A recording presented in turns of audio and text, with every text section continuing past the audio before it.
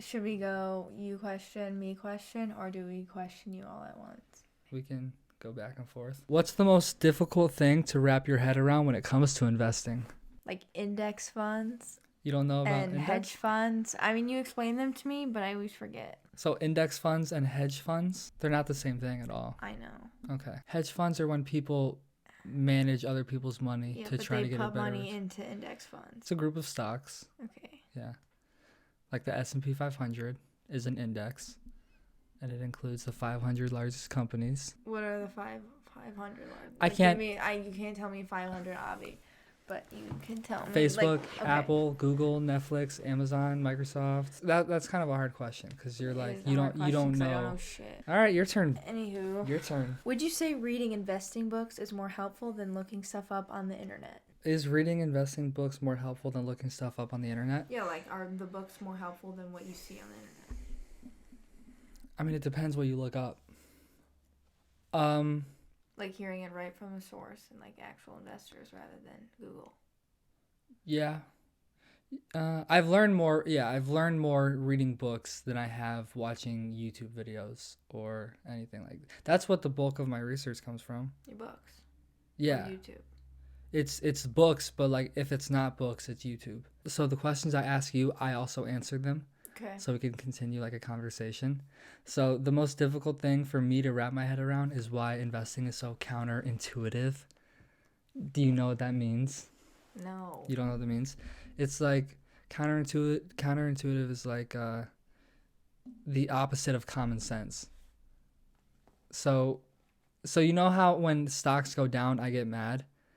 Or when they go up you get mad. Well, yeah. When stocks go up I get mad. Does that even make sense? Like common sense. From, so. Yeah, but common sense. Like wipe away what you know about me.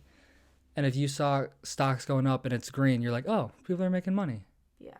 And stocks going down, people are losing money. But I like when stocks go down. When a market crashes, I'm going to be a buyer while literally everyone else is going to be selling.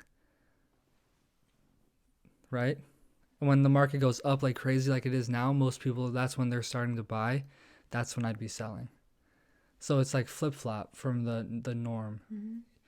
That's what's, it's not hard for me to wrap my head around because I understand, but like it's weird, isn't it? Yeah. Okay. Is it my turn or your turn? Well, was that a question? No, I was just saying, like, I was just answering the first question that I asked you. I gave my answers to them as well. Okay. Yeah. Ready? Mm-hmm. What's the most, and I know you don't know a lot, but like, what's the most valuable piece of info you know about investing as of right now? What's it called? Not their net worth. Their, like what they're actually worth. Market cap? Yeah. That's the most valuable? I don't know, right? Yeah. Because why? I mean, yeah, why? Like if they're like super expensive, and then you look and they're like, okay, they're actually not worth that much. But it would be a waste, kinda. What are you talking about, baby? What do you mean? The market cap. Yes. That's what they're worth. The share price. But if the share price is really high, you're like, no. Right? Well, the share price and the market cap work together because it's the share price times the outstanding shares. Dude. But when you're valuing a stock, you don't look at the stock price, you look at the market cap. Yes. That's what it's worth, yeah. I know, but... The share price doesn't really mean anything. Because... Never mind. No. What's an important piece? What's my most important, my most valuable piece of information? My answer is to think of stocks as a business instead of just a stock, a piece of paper. People trade in and out of stocks not realizing the actual underlying business that they are. People just look at the up and down price movement and they get scared. Like, you know, Facebook, how I started buying Facebook, it dropped 35% in a week. Someone that was in that stock just because it was like going up and they weren't thinking about the actual business of Facebook, they would have sold at a loss. But someone that's like, yeah, I believe in this business. It's going to be worth more in 10 years. I believe in what they're doing. I love the management team. I love their mission. I love the product. They wouldn't have sold. They probably would have bought more. So it just keeps you like rational and like level-headed. And my second answer to that was the Mr. Market idea. So Mr. Market is it's something Ben Graham, the Intelligent Investor, that book. The Intelligent, the red book. Yeah, the red book that you got me. Yes. He came up with that idea of Mr. Market. So he said, think of the stock market as like a person that, like, your business part, like me and you. Mm-hmm. I'm me and you're my business partner. You'll be Mr. Market. Every day we own like a business together. Say we own Facebook together. Okay. You, every single day, based on how you're feeling, you'll offer me a price for my share of the business. So last week one day you would have offered me $320 a share for my share of Facebook. And then an hour later, you would have offered me $240 a share because of how emotional you are. That's what he said. Not you, like the market, how emotional it is. He said, think of him as like a manic depressive who is like bipolar and crazy. And sometimes he takes his meds and sometimes he doesn't take his meds. So he's either like, okay, this is fine, level-headed, blah, blah, blah. But other times he gets really irrational. And I don't think you're not going to understand this, but like, I don't think a bad earnings call should have wiped away a quarter of Facebook's value. Based on what I've said, do you have a nice piece of information? You can say no. You can say, fuck you, Jared, I'm too new. Fuck you, Jared, I'm too new. Okay. Your turn. I'll think about it. All right, your turn. Third question. Okay, well, this one's kind of dumb. I'm sure you've already explained this, and you kind of did before. What? I just said, which investor do you look up to most and why? I know the answer. What is it? Phil Town. Why? Because he taught you everything you know. My next question is, when you hear me talk about stocks, what do you think I love the most and what do you think I hate the most? Like on a day-to-day basis, what am I like most excited about? If the price is down. It sounds so bad, but yes, it's true. I love when prices go down. All of mine are red. You know what's fun? What does that mean? That means the market was down yesterday. They're all down. Yes. Everything. Correct. What do you hate? For real. What do I hate? Yeah. About stocks? Yeah. When a stock I want to buy goes up. Okay. I hate that. Yeah. You were pissed. Yeah. I was pissed about Facebook and I already owned it. It was going up, which means I was making money. But I wanted to buy more. So I wanted to go down. It's weird, isn't it? I want to lose money in the short term so I can make more in the long term. Isn't that strange? Long-term investing is the way to go. Yes. But isn't that weird? No. It's not weird. It sounds correct. It sounds correct, but like if you bought Facebook and the next day it was down another $10 from where you bought it from and you put like a good amount of money into it, you'd be like, yeah. You'd get scared, right? Yeah. Would you think about selling? Probably. Because you're like, I don't want to lose any more money. I know, but then again, it's Facebook. So. Exactly. What did you say? What did you say about Facebook? Say it. What? Remember you said, what did you say, Kai? You were like, when? It's not Today? gonna. You were like, it's not gonna stay down forever. It's yeah, Facebook. they won't stay down forever. It's Facebook. Yeah, they're exactly. Literally, if anything, they're advancing in everything they're doing. So, Look at you. like, That's amazing. And like, I would say the majority of people don't think like that. So you're already ahead of the curve. I was so happy when you said that. Okay, next. Is it my turn? It's mine. Okay. This one's fun. I like playing this game. Okay, I have a fun one tip next. If you could buy 3 stocks, which ones would you buy? Like without, like knowing all the information, like just Say based off the things I say like. they were all at a good value, a good price. Okay. Dow Jones. Kai. I'm kidding.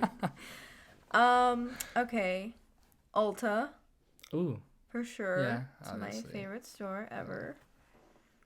They're a good company too. Chipotle. Avi.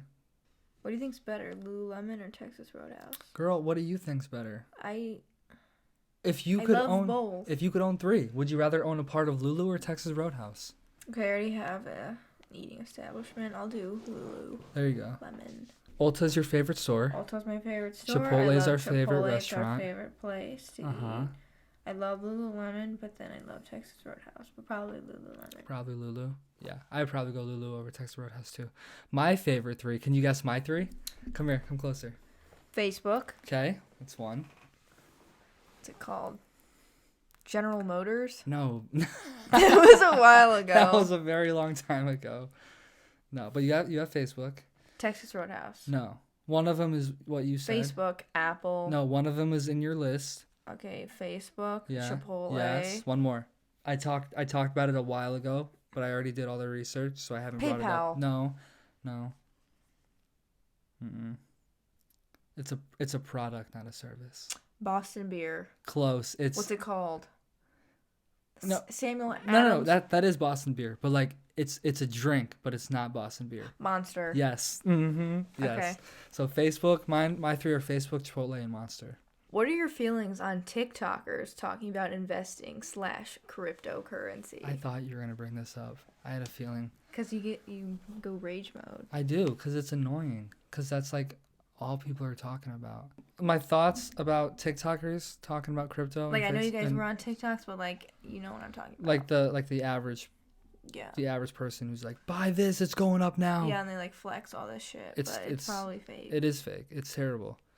It's. I've always said this, and I'm just waiting for it to happen.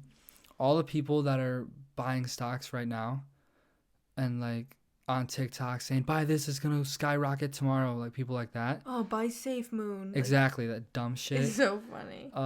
They will, when the market goes down, and the market doesn't even have to go down, they'll lose a lot of their money, and then they'll become uninterested in stocks. So I think they're all corny and lame.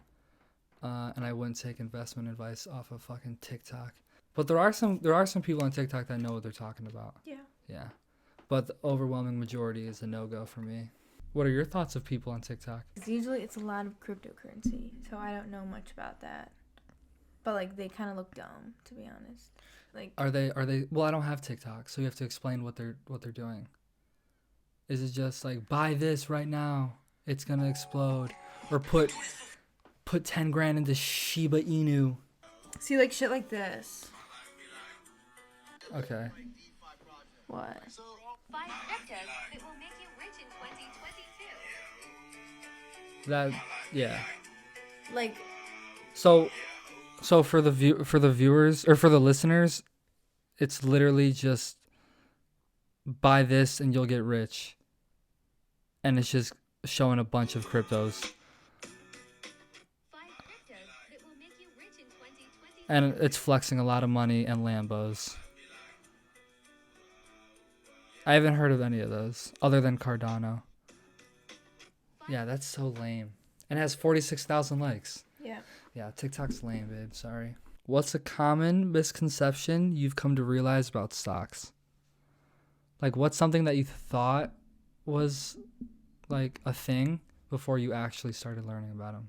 Probably you're not always going to make money. Really? That's what I wrote down, Kai. Yeah. That's what I wrote down. I said that it's easy to make money. Yeah. Because it's not. No. But they make it seem like it is on yes, TikTok they and do. shit. Yeah. That's a good answer, girl. You're doing great. Okay, this kind of goes into what I said. About what?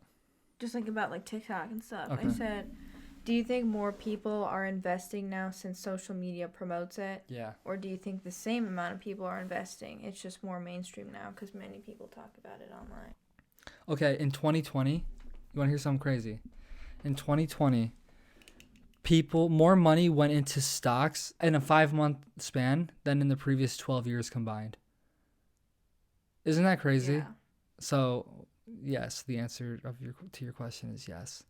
Think about that. I want to know the number though. Okay, ready? Well, this was April 2021.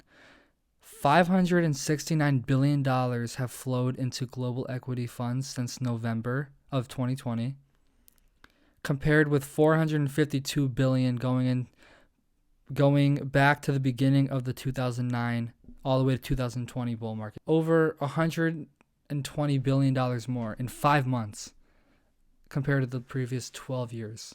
Well, that's it. Say thank you for listening to Thank you for listening to episode 46. Thank you for listening to episode 46. Watch our videos on YouTube. Watch our videos on YouTube. And listen to our podcast. And listen to our podcast. On Apple Podcasts and Spotify and everywhere else. On Apple Podcasts. Spotify And everywhere else.